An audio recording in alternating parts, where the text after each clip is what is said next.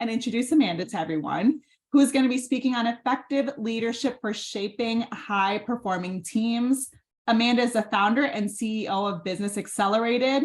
As a business consultant coach, she focuses on working with leaders to develop high-performing teams in order to grow faster and easier. She collaborates to investigate and identify the dysfunctions in an organization, strategizes goals and plans, implement solutions, and evaluate progress along the way. She also knows some really good dad jokes, which maybe we'll hear some, and every word to every song ever written. Well, almost, she says. She also has an education and professional expertise in human behavior, motivational psychology, leadership training, strategic execution, and effective communication. So without further ado, if you have any questions for Amanda, put them in the Q&A section. We'll get them answered at the end. But Amanda, I'm going to go ahead and pass it over to you. All right, perfect. Well, thank you so much for having me. Yes, I do know some good dad jokes, if that even is such a thing, a good dad joke, but I have a few of them up my sleeve if anyone needs them. But thank you so much for that introduction. I'm just going to go ahead and immediately just share my screen and get us going. And there you go. So as mentioned, I typically work with leaders and owners of small to mid-sized businesses, and I'm really helping them to shape a higher performing organization. We do this by looking at amplifying leadership, enhancing their overall team performance and accountability, and trying to increase the speed of execution toward their goals. So in the work that I do, one of my primary roles is helping leaders and owners shape high-performing teams, which is what we're going to talk about today, because that's what supports the high-performing organization. So the key takeaways from today are going to be 3 central foundations to grow your business faster and easier, 5 specific leadership attributes for shaping these high-performing teams I mentioned, and then where we can find some quick wins, because sometimes we just want to make the bleeding stop, right? So like, how can we take all the lessons from one day and just start somewhere? So I like to be able to give you something you can action upon. Now, before I jump in too much, I just want to take a second to differentiate between high-performing and high-producing teams, because it's going to come up a couple times well, a lot of times in the presentation. So I want to make sure we're clear there. A high-producing team is highly productive. They have a great capacity for work and output, and it could be really great for your revenue, but it kind of stops there. Whereas a high-performing team is highly productive and then some. These teams know they don't operate in a vacuum. They have critical thinking skills. They ask questions and offer ideas. They take initiation. They communicate and collaborate. They do well with meeting expectations or exceeding them at certain times when it's necessary. Now, all of that might sound like a dream, but it really is possible. And so hopefully today, after some of this presentation, you feel like you can see the path forward to shaping a team that looks like that. These teams are what supports your high-performing organization, and you as a leader or an owner or a manager, in order to be able to get where you want to go with maybe a little less acid reflux and forehead wrinkles. So we're going to just jump right in with the first point I mentioned, that one of the takeaways will be the 3 central foundations. So one of the first central foundations is goal-based planning and the execution part of that. The second is effective leadership, and the third are those high-performing teams I mentioned. Jumping right into the first is goal-based planning and execution. The important part here is the execution part. It's great. Your first step is to have your goals and know what it is that you're after, but you have to have the plan of how you're going to get there, and then be able to have your teams involved in supporting you in that. So we'll talk a little bit about that here.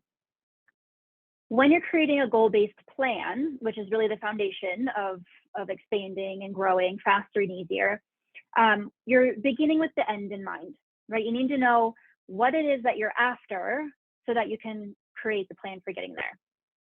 And high-performing teams are focused on goals, not just that work and output.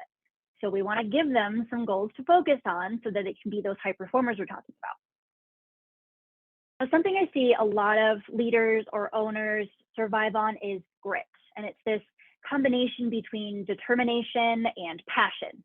And while that's really admirable, it also can sometimes look like fingers crossed, right? Like I'm just going to hold on tight and cross my fingers that everything's going to be fine. I'm surviving on my grit. But fingers crossed kind of looks like hope. And we have to remember that we play a much bigger role in achieving our goals and getting where we want to go than just hope. Now, it's something that's important. It helps us to imagine a circumstance greater than our current situation. But if we want to get where we want to go faster and easier, like I mentioned, we've got to have more than hope. So some things I hear leaders and owners do is fingers crossed we hit our numbers this quarter. Fingers crossed everyone gets along.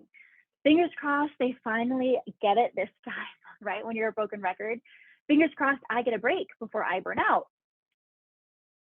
Well, this is important to know that developing a goal-based plan and that the execution behind it is going to create a 30% greater chance for growth, which is significant enough that instead of crossing your fingers, you want to create that plan that's going to create action and get you there. A goal-based plan for your organization looks forward at what it is that you want and works its way backwards to determine how you're going to get there, whether it be in the next couple of years, months, weeks. And it's a who does what and when type of situation. When building these who does what and when type of goal-based plans, you're allowing everyone underneath you, these high-performing teams, to support you in getting there. And it's not all up to someone who's a leader, an owner, a manager, even if you're a team leader, knowing how you can create the plan and share the plan is really what we're after here. What this does is it allows you and everyone in the organization to be what I call long-term oriented and near-term focused. The whirlwind of the everyday is always going to get in our way first. And so if we can have that long-term orientation of this is what we're really after, it creates the why behind this is why we keep going, and this is where we stay focused. And the near-term stuff is really what helps you to prioritize, make decisions, be a little flexible or agile when things come up. And there's two key things you need to create one of these plans. Which idea are you going to move forward with, right? Because there can be a lot. And then how you're going to get your team on board. A lot of time in the work that I do, I work with visionaries, people who have really great ideas and lots of them. And they can sort of be those people who are distracted by the shiny thing. They want to do what feels good right now. But my suggestion is that if you are that visionary, to collaborate with someone in your company, in your network, who can really help you take all of those ideas, compare it to where you are now and where you have been, so that you can use insights to determine in which direction is the right direction.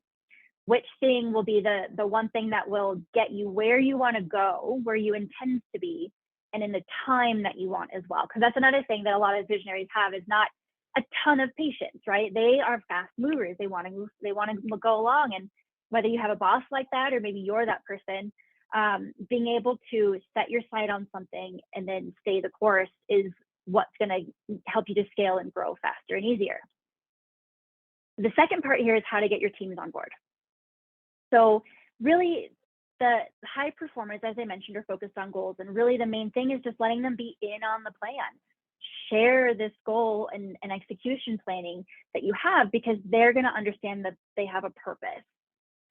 This gets the team focused on the goal and not just the output. That's that high performing versus high producing. And because they have a purpose, they feel more invested in the long-term outcomes and will help actually support that high performing organization. So there's a lot that goes into creating, like choosing your goals, creating the plan, and this is just kind of a high level overview, but this will give you a little bit of a roadmap of like, okay, we need to take the time to focus, sit down, figure out this thing, and then by creating the plan for it, sharing the plan, people know who does what and when. Long-term oriented, near-term focus. Our the second essential foundation to growing a high performing organization or growing faster and easier is effective leadership. So when I'm talking about effective leadership, what I really mean is just a relationship of reciprocity, right? They're supporting you and the organization to get to its goals, to go faster and easier, and you're supporting them by providing whatever it is they need in order to be successful. There are many things that can create good leadership, right? Good leaders, good managers, good leadership teams. But the things I want to talk about today are 5 specific attributes that shape the high performers. And the first of these is to build trust through authenticity. Now, I know that authenticity might feel a little bit like a buzzword and you hear it a lot, but it's because it's important. And I am going to offer an alternative perspective to it today, so stick with me. Getting right to it, trust enhances team performance. And I'm going to specifically talk about how you use authenticity to build that trust, because there's a lot of stuff that goes into building trust among people, and it can take a fair amount of time if it doesn't already exist. But we're going to utilize the tool of authenticity to build the trust today. In the workplace, mistrust can create a lot of dysfunction. When teams don't trust their leaders, they're likely to be more apathetic toward overall outcomes and the success of a business. They're likely to do the bare minimum of the work. When leaders don't trust teams, that's when we see things like micromanagement or trouble delegating and keeping things on their plate. They may not share information that should be shared. And this leads to a lot of what I mentioned is dysfunction, which could be mistrust, disappointment, confusion, frustration. On the other hand, if we have teams that trust their leaders, then they suffer less chronic stress. They have more energy at work. They feel more fulfilled. That's those high performers. So I want to talk about how we can create this trust so that we see these improved results and decrease the dysfunction. Most of the time, our brains tell us whether or not to trust somebody before our thoughts even register. It's like that gut feeling we get. Maybe there's been a time where you've shook someone's hand and you're like, ooh, I don't know about that guy. Well, that was your gut telling you that the other person is deceptive or fake. Maybe you sensed something that doesn't feel authentic. And it's hard to trust something that feels fake. So that's why I recommend you start to build trust, is through authentic leadership. Now, the extra perspective I'm going to offer today is that authenticity does not have to mean total transparency or complete vulnerability. That's pretty big and can make authenticity feel really threatening or almost impossible. And while some transparency and vulnerability is important, what you're actually doing is just being relatable, right? I can relate to someone if I understand them better. If they're a little more transparent and they're vulnerable, it's part of just being relatable. So just think of authenticity as being relatable. This creates a sense of security and confidence for others because they understand who you are and not that facade, not something fake. So an example I have is I had a colleague who shared with her team that her husband went to pick up the dog from doggy daycare. And when he came home, he had the wrong dog. I don't know how you do that, but he had the wrong dog. And so, I mean, that just shares something that's funny. People can relate to the odd things that our partners do. It also reminds them that you are human as well, that you've got these odd things happening in your life that, oh, you also have a family. You also have a dog. I can relate to you.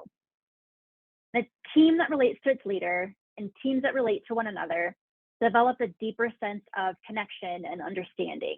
They understand they don't operate in that vacuum. They're a high-performing team. Oh my gosh, yeah, I can't believe he did that. Okay, moving on. The second attribute, or the second, attribute of a leader, we're talking about shaping the high performers, is being intentional about how you say what you say. Now, crazy statistic, communication problems are responsible for 70% of the errors in an organization. 70. That's insane. Communication alone. And that includes both tactical communication and relational communication. Tactical communication is the what information is disseminated, when, how, like through what platform, what method, and who it's disseminated to, or maybe even who not. Whereas the relational communication is more of the person to person. And that's where the how you say, what you say plays an even bigger role. We have to be careful about how we say what we say in any circumstance. But when we're person to person, the overall crux of this communication is perspective. Because everyone comes to you with their own knowledge, opinions, biases, all based on their life experience, right? So do you. And this creates perspective. Perspective creates the way that someone receives information, therefore responds. And it creates what I like to call the game of telephone effect. Those times where you think that you've been pretty freaking clear, yet they still don't get it. And often because this is caused by the gap in communication caused by perspective, the difference between what you said and what they think you meant. This gap in communication can create errors.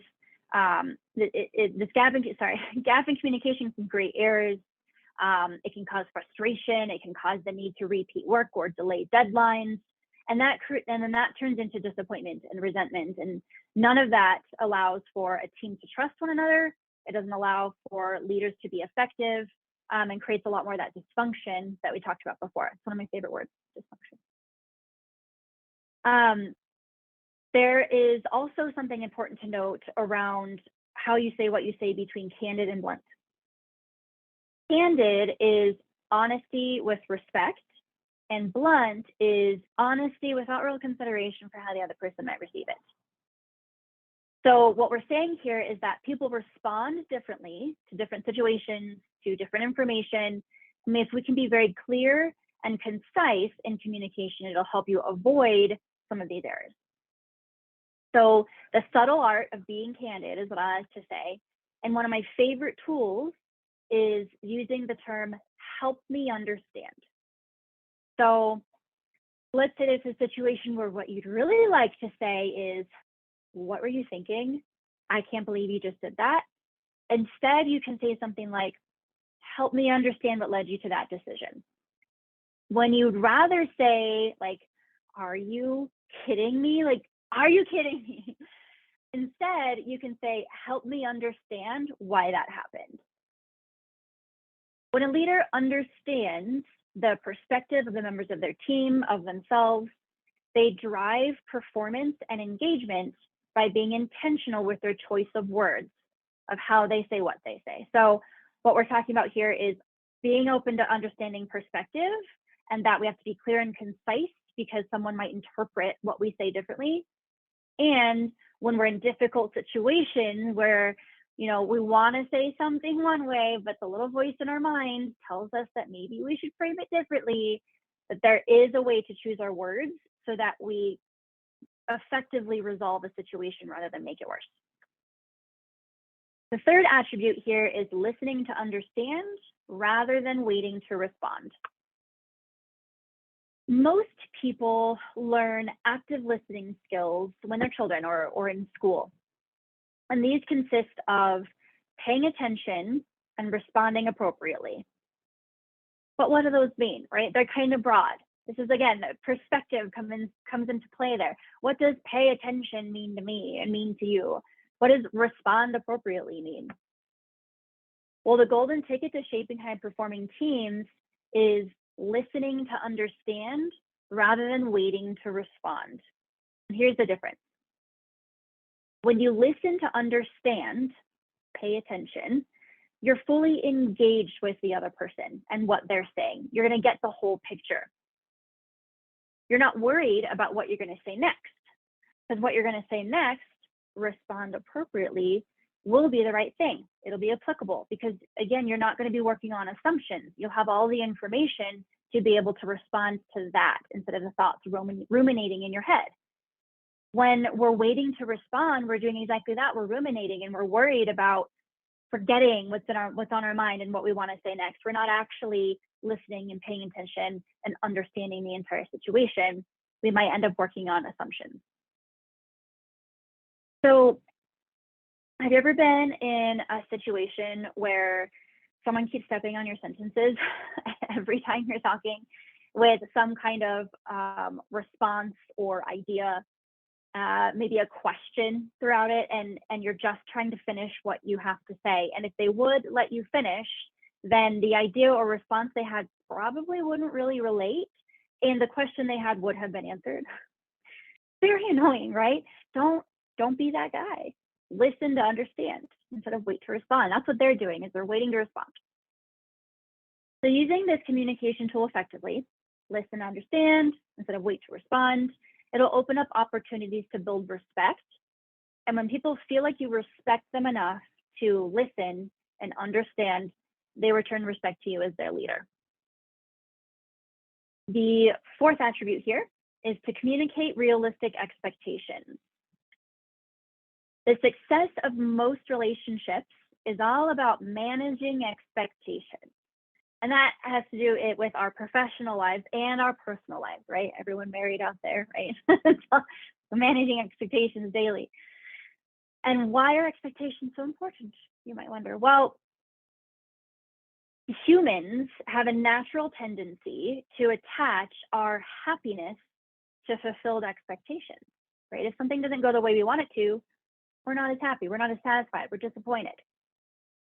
And there's nothing wrong with that in and of itself, right? That we attach our happiness to expectations. But we have to remember that there are two other conditions that need to be met in order to make this a truth. The first condition is that we have a reason to believe that this thing would in fact make us happy. And two, that we're willing to take the necessary steps to make it happen. Believing that our expectations alone, I just have this expectation, will make me happy, is not realistic. As if condition 1 and 2 weren't necessary. Now it makes sense when I talk about something like a cup of coffee. I expect a cup of coffee to make me very happy, and it usually does, which gives me reason to believe that it will, because it has in the past, condition 1. And I know that a cup of coffee isn't just going to poof itself into existence. I have to take the necessary steps to make one. Whether I'm making it or asking someone to, I have to engage with the necessary steps, condition 2. But for whatever reason, it's less obvious to us when we're talking about people or our teams. It is unrealistic to believe that just expecting people to behave the way we want will make them behave that way. That's a poof again for you. When we attach our terms of happiness to expecting other people to do what it is that we want just because we told them to, it sets us up for disappointment. And disappointment turns into resentment if we see it over and over. The most valuable thing that you can offer your teams and the people of your business is to not make them guess what you want from them or what you expect of them. Setting and communicating more effective expectations will lead you to shape a high-performing team because everyone will know what their job is on the boat. They'll all be rowing in the same direction. So one example is I have a colleague who focuses a lot on helping businesses create systems and processes, and she helps them create job descriptions and things like that. And I like that example because it's something that's sort of small that helps people understand what their clear lanes are, what's expected of them, and they don't have to guess what success looks like. So I like that example because it's something that's small and approachable, and can be something that most businesses have implemented in some form or other and can make it a little more formal. It's just one approach. It's one part of the cake, but that's one example I like to give. The fifth attribute is to be curious. This is perhaps the most underrated skill in leadership. In fact, I was talking to someone about that this morning, that if you're a curious leader, it's what actually leads you to resolve all the dysfunctions, well, a lot of the dysfunctions in your business. Because there's always a reason behind a problem, and getting to the why of things is one of my favorite things. It's uncovering and resolving the underlying cause or truth of a problem. That's what creates positive change. Because if you're curious, it requires you to ask questions, which helps you identify opportunities, and then leads you to take action that will go into a resolution rather than maybe focusing on the wrong thing. As children, we're naturally curious. We ask why all the time. I don't know if you have children or maybe a niece or nephew that's just like, why? And eventually you're like, just because. Unless you ask enough questions, you're at risk for assuming. We all know what assume does. Assuming leads us to accidentally focus on the wrong thing, like I mentioned, or try a solution that really wouldn't have worked in the end, or place blame where it doesn't belong. Being curious and asking enough questions will lead you to gain complete insight into a situation, will guide you to the ultimate truth and toward the resolution to the problem, which will build forward momentum because it's not a Band-Aid, it's an actual solution. You are steered in the right direction, which allows you to steer your teams, and they have a better understanding what you're after. You shape trust, you shape respect, all the things I've mentioned already.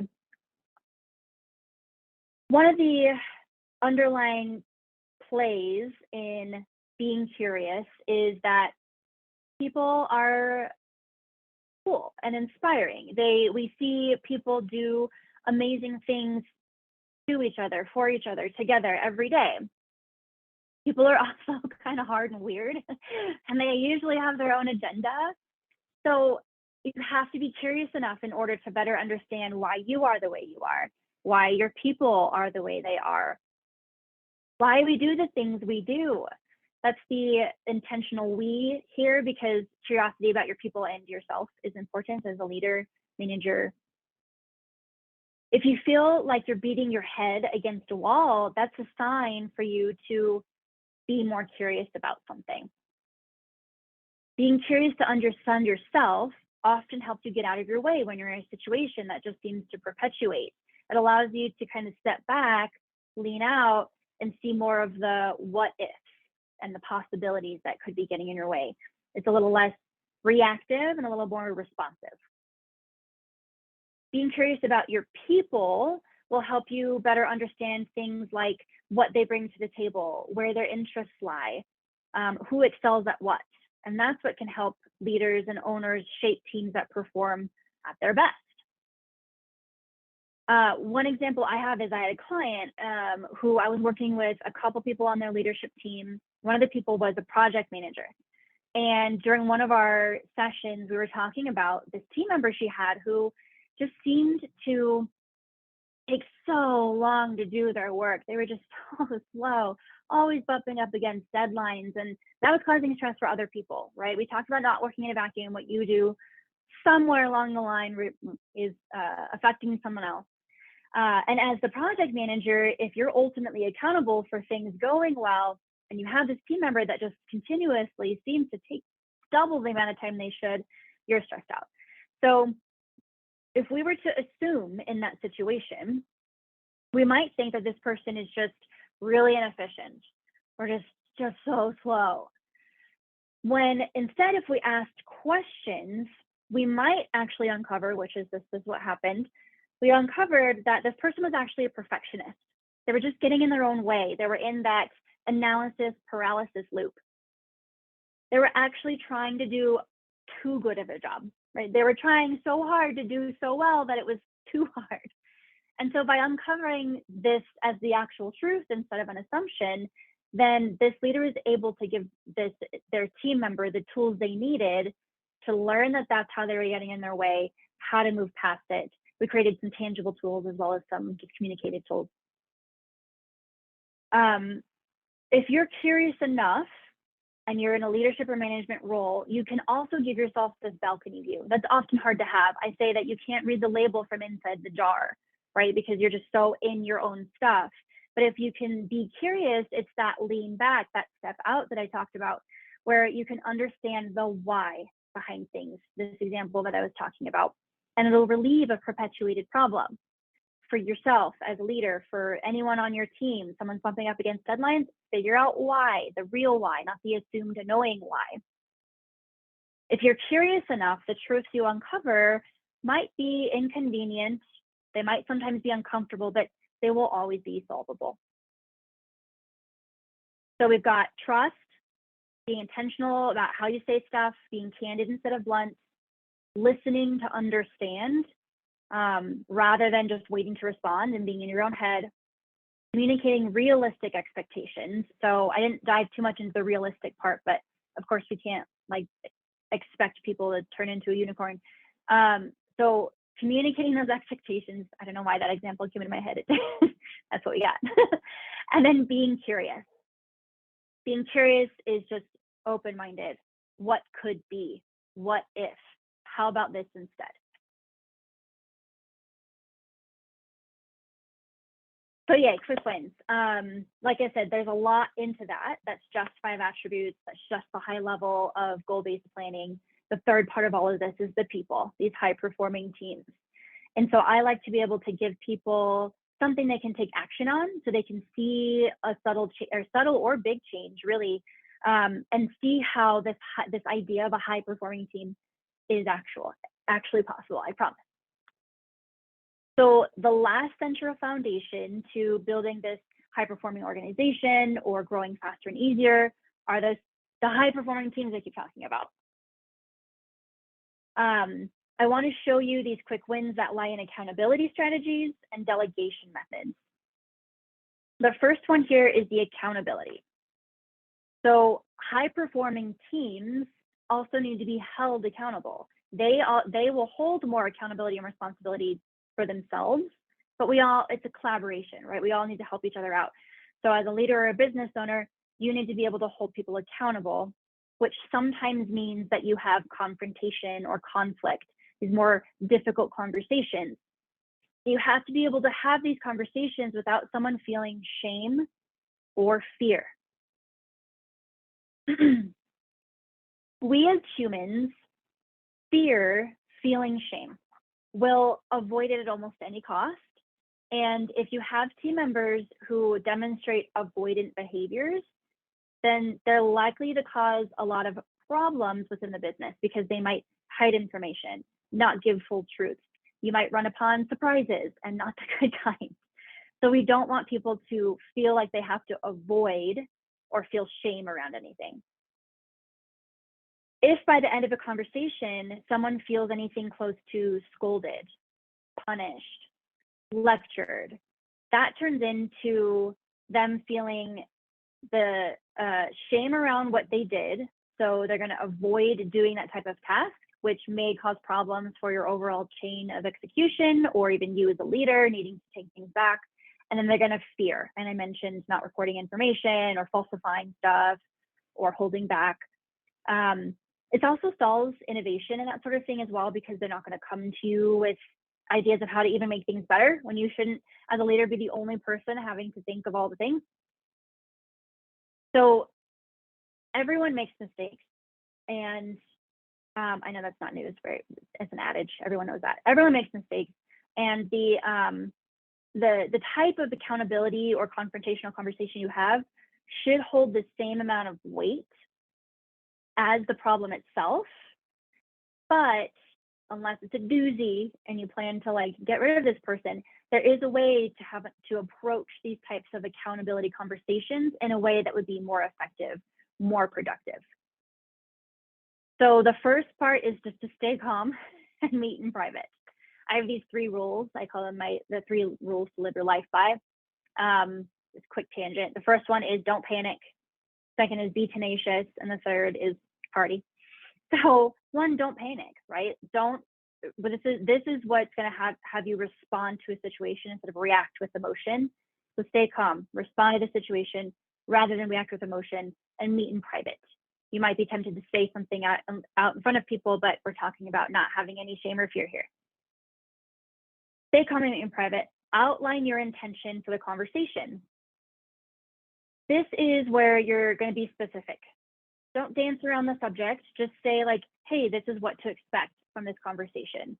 If someone is entering a conversation, they know they did something wrong, then I know that you've been in this situation, whether you were a child or an adult, and you're just in your head and you're like, oh my gosh, what's going to happen? Are they going to fire me? I don't know. Da, da, da.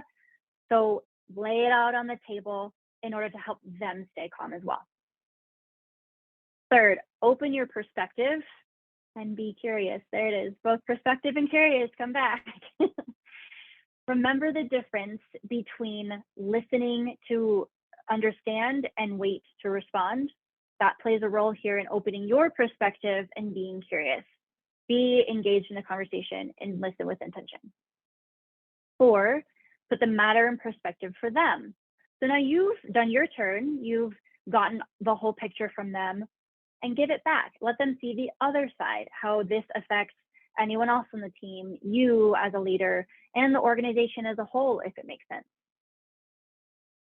And then set future expectations is letting them know how you expect them to handle this type of situation in the future, what they should have permission or autonomy for, what they should not, and then how you as a leader or manager are going to support them in carrying out those expectations in the future. And then once the conversation has been had, unless it's a repeat offense, then let the matter lie. Move forward. Let them see that you're reestablishing trust in them, that this is just a conversation of, hey, this needs to be better or different, and that you trust them to take that information and go along and be better. And then it lets you see them go along and be better, which helps you have more trust in them as well. So that's our first quick win, is using this approach to help you avoid damaging conversations, build trust, see productive changes, and accountability. The second part of quick wins is in delegation. And that might feel like a 4-letter word to a lot of people because a lot of people have tried it. It hasn't gone well. It feels like it takes too much time. It's better if you do it anyway. You just have to redo it yourself because they're going to mess up. But delegation really is the first next step in scaling and then growing your business or the organization you work in. So we've talked about having a strategy, a plan. I called it a plan before, I guess. So having a strategy or plan, the execution part, we've talked about effective leadership, these high-performing teams, communication. All of those things are needed to see effective delegation. And there are so many headaches that come with or could be avoided if delegation were done more effectively. It is complex, but oftentimes we just make it complicated. Because it's complex, it can feel really big and nebulous and almost impossible, but I swear you can totally do it in a way that feels so much better, not only for you, but for other people, the people you're delegating to. I like to say delegatee and delegator. I don't think those are real words, but you get the picture. So the basic recipe is what I call NIP. You're nipping delegation problems in the bud. So needs and outcomes. This is those expectations coming back again. Do you see a theme here?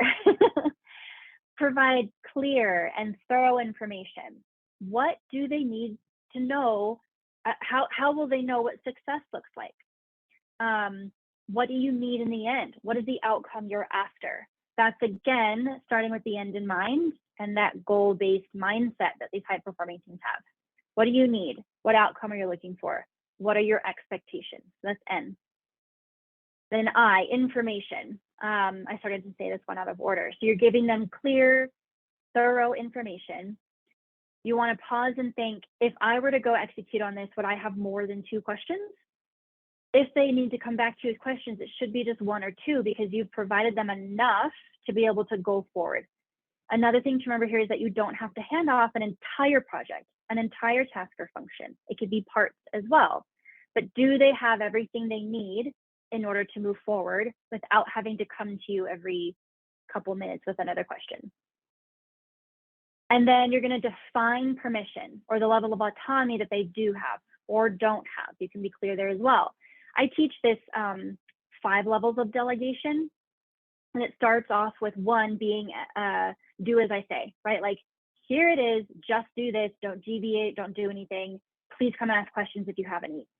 And then you work through different phases of increasing their responsibility or permissions regarding the task itself, the decisions around the task, and then the ultimate responsibility or accountability for it as well. And that's like this growing kind of step type method. I do have that as a resource if anyone is just curious to look at it. I can always give that to Tatiana, but I have a resource on my website too. But essentially what you're trying to do here is determine whether or not the person is going to try to meet expectations that only live in your head. If you're not using the NIP and giving everything thorough, clear, this is what you do and do not have, what you can and cannot do, this is what success looks like in the end, then they won't have an entire understanding of what success looks like or what is finished or done look like. And that's what leads to a lot of delegation issues. So, another little part here. Be sure that you're not changing this is what I call changing the rules of the game after it started. It's a moving target for that person, and it's only going to set everyone up for disappointment. So here's a simple example. You've handed off a slide deck to somebody to create. And when you got it back, they did in fact meet everything that you wanted. They followed all of your instructions and it is that way, but I don't know, it just didn't have the extra zhuzh that you would have put in there. Maybe they just didn't put these little additives. And so it's kind of a bummer, right? Like, you were trying to hand this thing off and it's just not how you imagined it. Well, you're disappointed, but they also feel gaslighted. They're like, wait a second, why are you not happy with me? I did what you asked me to. So try not to change the rules of the game after it started. Try not to create a moving target. That's important. I'm glad I remembered to say that. So, okay, where are we at time? I could talk about leadership, delegation, accountability, communication all day long. Luckily, I mostly do. But instead, I'm going to go ahead and move us forward to wrap us up. Here is a summary of all the takeaways today. We talked about 3 central foundations to growing a business, creating a high-performing organization, goal-based planning and execution, effective leadership and high-performing teams. We talked about 5 specific attributes that help leaders, owners, managers shape these high-performing teams. And then our quick wins were accountability and delegation that will help improve performance.